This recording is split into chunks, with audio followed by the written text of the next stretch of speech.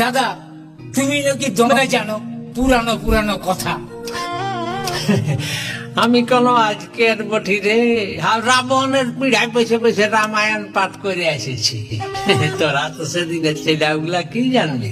চলো না দক্ষিণা শুনেলে আমার দাদু ন, ও সে বিরাট লোক ছিল রে, বিরাট লোক। চলো না দক্ষিণা।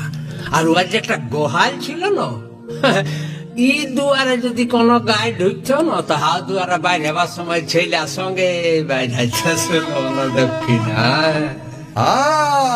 তাহলে তোমার দাদু আমার দাদুর বন্ধু ছিল। কি করে কি করে? আমার দাদু না বিরাট বড় চাষা ছিল, একটা বিরাট বড় বাঁশ ছিল। ওই বর্ষাকালে যখন জল হতো নাই, তখন ওই বাঁশটা দিয়ে সব মেঘগুলাকে খেচড়াই খেচড়াই এক জায়গায় জড়ো করতো, আর এমন কুচে